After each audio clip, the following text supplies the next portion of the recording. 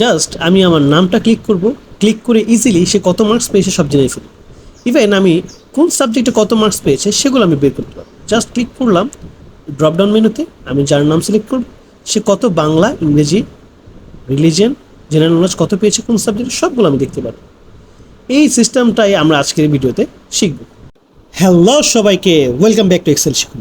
আমি পারভেজ আহমেদ এবং আজকের ভিডিওতে আমরা দেখব কীভাবে অনেকগুলো ভ্যালু থেকে একটা ফিক্সড ভ্যালু বের করা যায় কলাম নাম্বার সেট করার মাধ্যমে। আবার আমি যদি আমার হেডারগুলো চেঞ্জও করি তারপরে আমার ভ্যালুটা যাতে বিভিন্নভাবে চেঞ্জ হয়ে যায় সেটাও আমরা দেখব। সো এটা করার জন্য আমরা দুইটা ফাংশন আজকে শিখব, একটা হলো VLOOKUP এবং আরেকটা হলো ইন্ডেক্স অ্যান্ড ম্যাচ। এখানে ক্লাস 4-এর একটা রেজাল্ট শিট দেওয়া আছে যেখানে স্টুডেন্টের নাম এবং তারা কত নাম্বার কোন সাবজেক্ট পেয়েছে এবং টোটাল মার্কস দেওয়া আছে। সো আমরা এখন বের করতে চাই যে এই স্টুডেন্টগুলো টোটাল মার্কস কত পেয়েছে সেটা আমি অ্যাট এ গ্লিমস দেখার জন্য। তো এটার জন্য আমরা যেটা করব, প্রথমে আমার স্টুডেন্ট নামটা আগে লাগবে। আমি একটা জাস্ট যেহেতু একটা জিনিস তৈরি করব, আমি স্টুডেন্ট নেমটা কপি করে নিলাম। তারপর আমি চাই টোটাল মার্কস কত পেয়েছে সেটা আমি কপি করে এখানে Ctrl+V করে পেস্ট করে দিই। সো আমি এই স্টুডেন্টের নামের এখানে একটা লিস্ট চাই, এই সম্পূর্ণ লিস্টটা আমি এখানে চাই। তো এটা করার জন্য একটা অপশন আছে, একটা সেটিংস আছে যার মাধ্যমে আমি ইজিলি একটা ড্রপ ডাউন লিস্ট করতে পারি।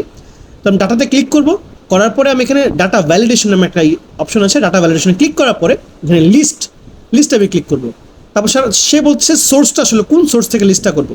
তারপর সোর্সটা আমি সিলেক্ট করে দিব। স্টুডেন্টের নামের এখানে যে আশরাফুল থেকে শুরু করে কন্ট্রোল ডাউন অ্যারো দিলে আমার সম্পূর্ণ লিস্টটা সিলেক্ট হয়ে গেল।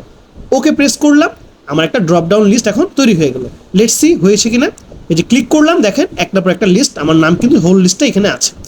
এখন আমি চাই যে মিস্টার আশরাফুল উনি আসলে টোটাল মার্কস কত পেয়েছেন। তো আমার নাম এসে পড়লো, এখন আমার মার্কসের জন্য একটা সূত্র বসাতে হবে।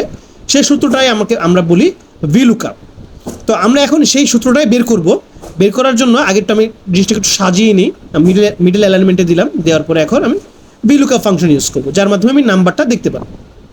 সো লুকআপ ভ্যালু কাকে সে লুকআপ করবে, এই আশরাফুলকে লুকআপ করবে। সো লুকআপ ভ্যালু আমি সিলেক্ট করে ফেললাম, এটাকে আমি ফিক্সড করে দিলাম F4 ফাংশন দিয়ে এটাকে ফিক্স করে দিলাম। তারপর আমি এটাকে কী করলাম, কমা বলছে কোন টেবিল অ্যারে থেকে আমি এই ভ্যালুটা সিলেক্ট করব। সো আমি এই স্টুডেন্টের নেম যেখান থেকে আমার ভ্যালুটাকে খুঁজবে সেখান থেকে শুরু করে সম্পূর্ণ টেবিলটাকে আমি সিলেক্ট করে দিলাম।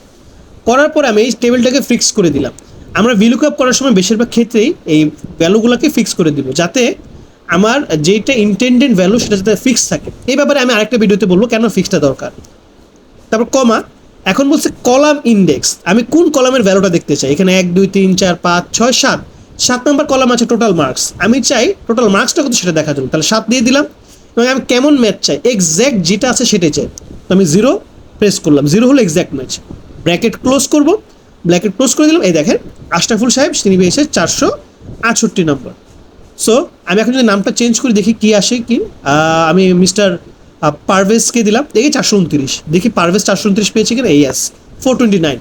তার মানে আমার এই ফর্মুলা বসানো ঠিক আছে। আমি এখন যেই নামই সিলেক্ট করব সেই নামের যে এক্স্যাক্ট ভ্যালু সেটা কিন্তু আমি ইজিলি পেয়ে যাব।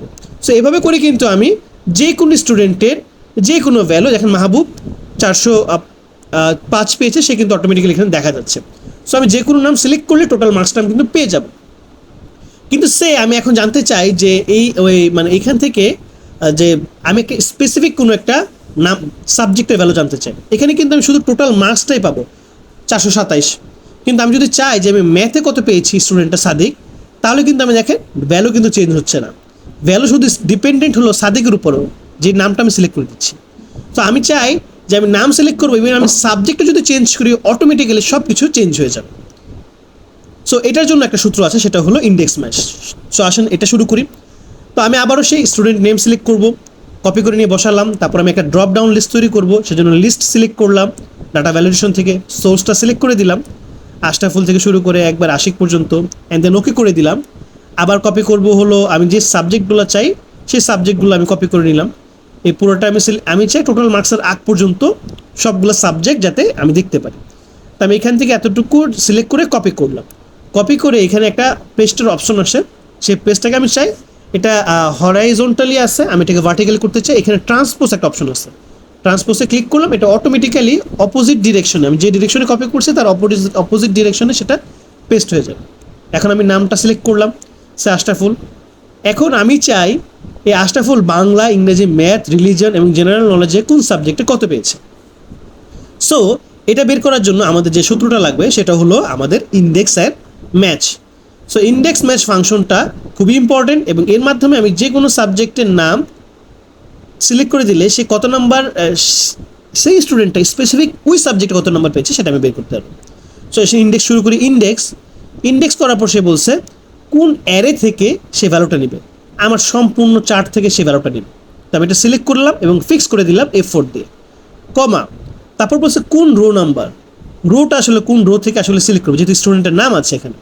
সো আমি রো নাম্বার কীভাবে সিলেক্ট করবো, রো নাম্বার সিলেক্ট করার জন্য একটা ফাংশন আমাদের ইউজ করতে হবে, সেটা হলো ম্যাচ।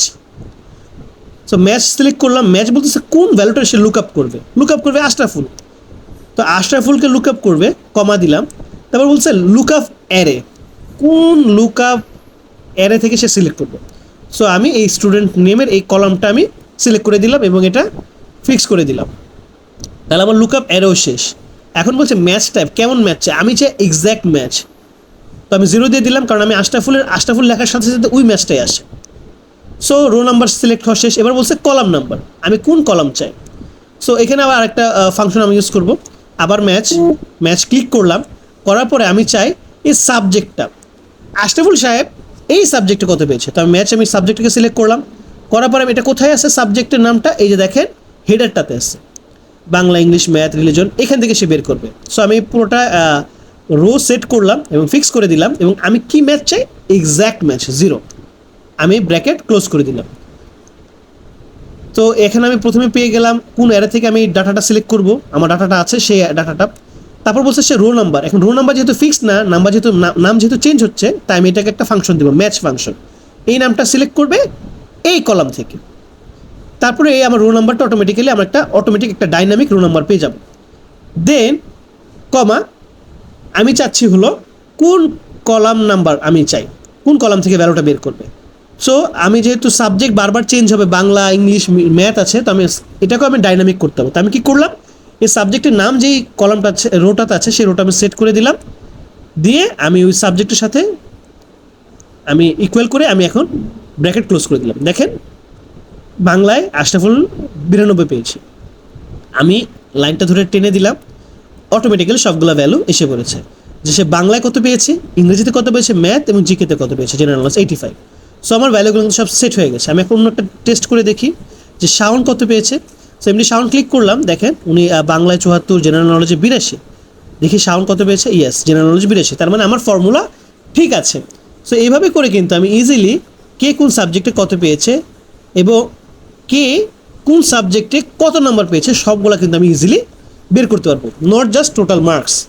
এখন একটা জিনিস আমরা আরেকটু সামনে একটা জিনিস দেখবো, দেখি শাওন বাংলায় 74 পেয়েছে, এখন আমি বাংলার জায়গায় আমি যদি রিলিজিয়ন দিই, দেখি কি চেঞ্জ হয় কিনা। দেখেন রিলিজিয়ন দেওয়ার সাথে সাথে রিলিজিয়ন কিন্তু চেঞ্জ হচ্ছে, 88, দেখেন শাওন কিন্তু 80 পেয়েছে। আমি আমার এই জায়গাটা চেঞ্জ করার সাথে সাথে শুধু ডক্টরের মানে স্টুডেন্টের নাম না, সাথে সাথে যদি আমি আমার সাবজেক্টও চেঞ্জ করি, অটোমেটিক আমার ভ্যালুগুলো চেঞ্জ হচ্ছে। খুবই ডাইনামিক একটা chart, not just total marks. So এইভাবে করে কিন্তু আমি যে কোনো স্টুডেন্টের নাম ভ্যালুগুলো সব ঠিক করতে পারি। সো আমি জাস্ট একটু সাজিয়ে গুছিয়ে রাখলাম, এটা আর ফিক্সড থাকলো না যে আগের চার্টে যেটা হয়েছিল যে আমি শুধু নাম সিলেক্ট করলে টোটাল মার্কসই এটা ভ্যালুটা আসবে, আমি যতই সাবজেক্টের নাম চেঞ্জ করি না কেন ভ্যালু টোটাল মার্কসই আসবে, সিলেক্টেড থাকে, ফিক্সড। বাট ইন্ডেক্স ম্যাচে আপনি চাইলেই আপনার ভ্যালুগুলোকে ডাবল ভ্যারিয়েবলসে দিতে পারেন, আপনি নামও চেঞ্জ করতে পারবেন এবং আপনি সাবজেক্টও চেঞ্জ করতে পারবেন, দুইটার উপর বেস করে ভ্যালুগুলো চেঞ্জ হবে। সো এইভাবেই VLOOKUP এবং ইন্ডেক্স ম্যাচের মাধ্যমে আপনি কমপ্লেক্স থেকে কমপ্লেক্স ফাংশনের ভ্যালু খুব ইজিলি বের করতে পারবেন। এটার জন্য আপনার কোনো প্রকার চিন্তাই করতে হবে না, ফিক্সডও করতে পারবেন VLOOKUP এর মাধ্যমে এবং ডিনামিকও করতে পারবেন ইন্ডেক্স ম্যাচের মাধ্যমে। সো কিপ প্র্যাকটিসিং, দেখা হবে নেক্সট ভিডিওতে। আসসালামু আলাইকুম।